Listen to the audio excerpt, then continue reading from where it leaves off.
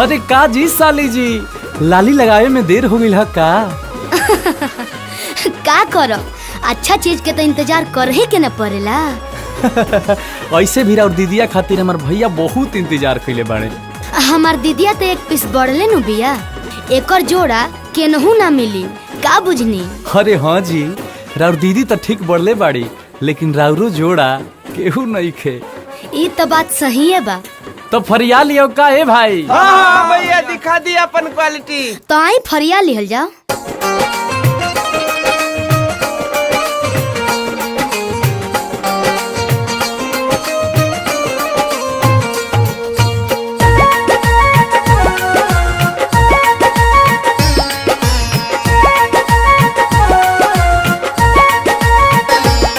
दुल्हन के रूप निराला, ब्यूटीफुल भोला भाला, का बुझने? ए जी, दुल्हन के रूप निराला, ब्यूटीफुल भोला भाला, हमारा दीदिया के आगे दुल्हा तो लागस काला। कतनो बड़ाई भले फेंकिलो, कतनो बड़ाई भले फेंकिलो। देखिलो ए साली देखिलो हुनी देखिलो, देखिलो ए साली देखिलो हुनी देखिलो, तो अपना बहिनी जोग जी जाके देखिलो, अपना बहिनी जोग जी जाके देखिलो।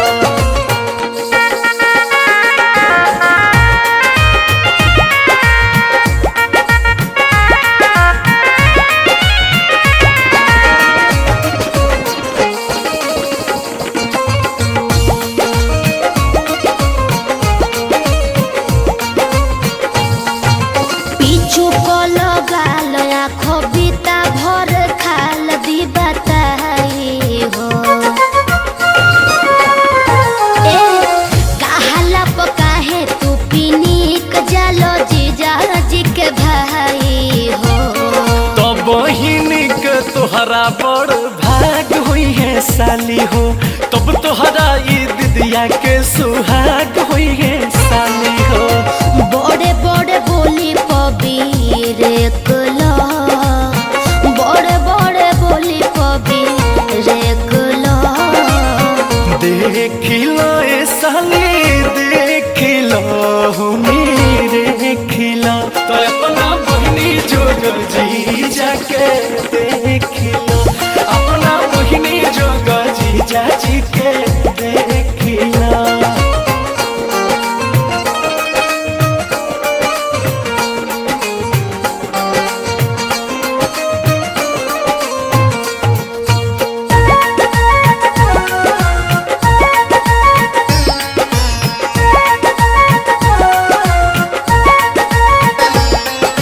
दुल्हा बराबरी ना कबो दुल्हन के करे पाई हो। एड़िया लगा के ऊंच बनो तार कोई के लड़ाई हो। तो अंकुश करता भीरी कला कतनो तू बड़ैया हो, आखिर तोहरा दिदिया के ले जाई है राजा भैया हो।